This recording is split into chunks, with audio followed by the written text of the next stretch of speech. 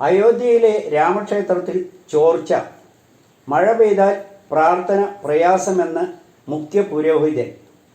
രാമക്ഷേത്രത്തിൻ്റെ മേൽക്കൂരയ്ക്ക് ചോർച്ചയുണ്ടെന്ന് മുഖ്യ പുരോഹിതൻ ആചാര്യ സതേന്ദ്ര ദാസ് ആദ്യ മഴയിൽ തന്നെ ശ്രീകോവിലിന് മേൽക്കൂര ചോർന്നൊലിക്കാൻ തുടങ്ങി. ക്ഷേത്രത്തിൽ നിന്നും വെള്ളം വാർന്നു പോകാൻ സ്ഥലമില്ല. ജനുവരി 22-ന് പ്രധാനമന്ത്രി നരേന്ദ്രമോദിയാണ് ക്ഷേത്രത്തിൽ പ്രാണപ്രതിഷ്ഠ നടത്തിയത്. അപ്പോൾ പല കേന്ദ്രങ്ങളിൽ നിന്നും എതിർപ്പുകൾ ഉണ്ടായിരുന്നു. പല പണ്ഡിതന്മാരും വിട്ടുനിൽക്കാനും തയ്യാറായതും കാണാനിടയായി. മഴ കനത്താൽ ക്ഷേത്രത്തിൽ പ്രാർത്ഥന നടത്തുന്നത് പ്രയാസമാകും. ക്ഷേത്രത്തിൽ നിരവധി എഞ്ചിനീയർമാരുണ്ട്, എന്നിട്ടും മേൽക്കൂരയിൽ ചോർച്ചയുണ്ടാകുന്നു. ഇത് കാണുമ്പോഴാണ് തഞ്ചാവൂരിലെ പെരിയ കോവിൽ ഓർമ്മ വരുന്നത്. ലോകത്തിലെ പ്രശസ്തരായ എഞ്ചിനീയർമാർ വന്നിട്ടും ക്ഷേത്രത്തിൻ്റെ നിഴൽ ഭൂമിയിൽ വീഴാതിരിക്കുന്നതിനെ പറ്റി വിലയിരുത്താൻ ഇതുവരെയും അവർക്ക് കഴിഞ്ഞിട്ടില്ല. രാജരാജ ചോഴൻ്റെ കാലത്ത് എഞ്ചിനീയർമാരൊന്നും ഉണ്ടായിരുന്നില്ല. രാമക്ഷേത്രത്തിലെ 1-ാം നിലയിൽ നിന്ന് മഴവെള്ളം ചോർന്നൊലിക്കുന്നതായി ക്ഷേത്ര നിർമ്മാണ സമിതി അധ്യക്ഷൻ നുപേന്ദ്ര മിശ്രയും സ്ഥിരീകരിച്ചു. മേൽക്കൂര വാട്ടർ പ്രൂഫ് ആക്കാൻ നിർദ്ദേശം നൽകിയതായും അദ്ദേഹം പറഞ്ഞു. ഗുരുമണ്ഡപം ആകാശത്തേക്ക് തുറന്നു കിടക്കുന്നതിനാൽ ചോർച്ചയ്ക്ക് സാധ്യതയുണ്ട്. വെള്ളം പുറത്തു പോകാൻ വഴിയില്ല. ഭക്തർ അഭിഷേകം നടത്തുന്നുമില്ല. രൂപകൽപ്പനയിലോ നിർമ്മാണത്തിലോ പ്രശ്നങ്ങൾ ഇല്ലെന്ന് നുപേന്ദ്ര മിശ്ര പറയുന്നു. പിന്നെ ചോർച്ച എങ്ങനെ വന്നു? ഇതിന് ഉത്തരമില്ല. രാമക്ഷേത്രത്തിൻ്റെ പണി പൂർത്തീകരിക്കുന്നതിന് മുൻപ് തന്നെ തിരഞ്ഞെടുപ്പിലാക്കാക്കിയുള്ള ധൃതി പിടിച്ച പ്രാണപ്രതിഷ്ഠയെപ്പറ്റി ആരോപണങ്ങൾ അന്ന് ഉയർന്നിരുന്നതാണ്. എവിടെയോ കോട്ടമുണ്ടായെന്ന് ഭക്തർ വിശ്വസിക്കുന്നതായി ജനങ്ങൾ പറയുന്നു. നവീൻ പട്നായിക്കിന് തിരിച്ചറിവുണ്ടായി. രാജ്യസഭയിൽ പ്രതിപക്ഷമാകും BJD.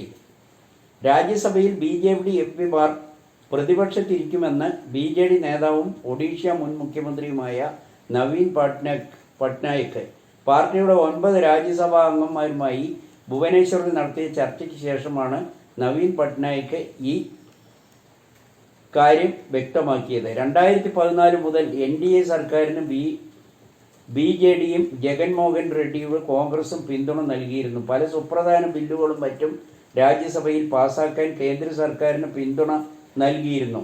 ഒഡീഷ നിയമസഭാ തെരഞ്ഞെടുപ്പിലും ആന്ധ്ര തെരഞ്ഞെടുപ്പിലും ഫലം BJPക്ക് അനുകൂലമായി. BJD YSR കോൺഗ്രസും കനത്ത തിരിച്ചടി ഏറ്റുവാങ്ങേണ്ടി വന്നു. അതിനുശേഷമാണ് മോദിയെ അവർ തിരിച്ചറിയാൻ തുടങ്ങിയതെന്ന് ജനങ്ങൾ ചൂണ്ടിക്കാട്ടുന്നു. തെറ്റുതിരുത്താൻ പോയാൽ പുറത്തു പോകേണ്ടി വരും. സ്വയം തെറ്റുതിരുത്താൻ ശ്രമിച്ച തളിപ്പറമ്പിലെ സഖാവ് മാഫിയകളുടെ ബന്ധം ചർച്ചയായതോടെ മനു തോമസ് ഇനി CPMലേക്കില്ല. ഇനി മുതൽ കൃഷിയും വായനയും കഥയെഴുത്തുമായി മനു തോമസ് പാർട്ടിയുടെ ആർഭാടങ്ങളില്ലാതെ സാധാരണക്കാരനുമായി ജീവിക്കാൻ പാർട്ടിയിൽ നിന്നും പുറത്തുപോയ മനു തോമസിനെ CPM Taliparamba block panchayat president ആകുന്നത്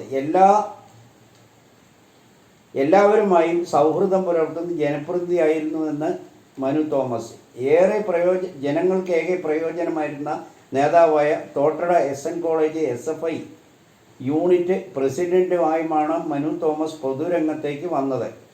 പാർട്ടി തെറ്റുതിരുത്താത്തതിനാൽ സ്വയം തെറ്റുതിരുത്തിയാൽ പുറത്തു പോകേണ്ടി വരും. CPM പാർട്ടി തിരുത്തുമെന്ന് കേരളത്തിലെ ഒരാൾ പോലും വിശ്വസിക്കുന്നില്ല. ബംഗാളും ത്രിപുരയും ഇതുപോലെ തന്നെ ആയിരുന്നു എന്ന് ജനങ്ങൾ ചൂണ്ടിക്കാട്ടുന്നു.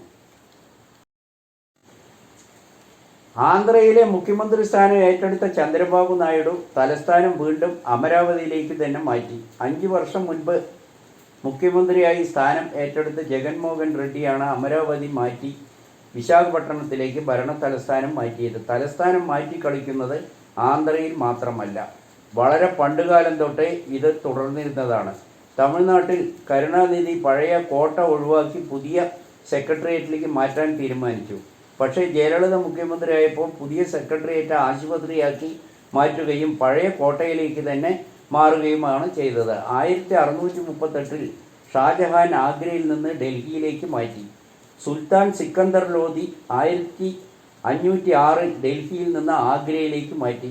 മുഹമ്മദ് ബിൻ തുഗ്ലക്ക് ഡൽഹിയിൽ നിന്ന് ദേവഗിരിയിലേക്ക് മാറ്റി. 1530 ആഗ്ര തലസ്ഥാനത്ത് നിന്ന് ഡൽഹിയിലേക്ക് മാറ്റി. അക്ബർ ഡൽഹിയിൽ നിന്ന് ആഗ്രയിലേക്ക് മാറ്റിയെന്നും ഔറംഗസേബ് 1653 AD അക്ബറാദിൽ നിന്ന് ഔറംഗാബാദിലേക്ക് മാറ്റിയതായും അറിയുന്നു. തലസ്ഥാനം മാറ്റി മാറ്റി ഭരിച്ചത് മുഗലായ സാമ്രാജ്യ രാജാക്കന്മാരുടെ കാലത്ത് തന്നെ തുടങ്ങിയതാണ്. ഇപ്പോൾ ചന്ദ്രബാബു നായിഡു അമരാവതിയിലേക്ക് തന്നെ മാറ്റുന്നതിൽ അതിശയിക്കേണ്ടതില്ല എന്നാണ് ജനങ്ങൾ കാണുന്നത്.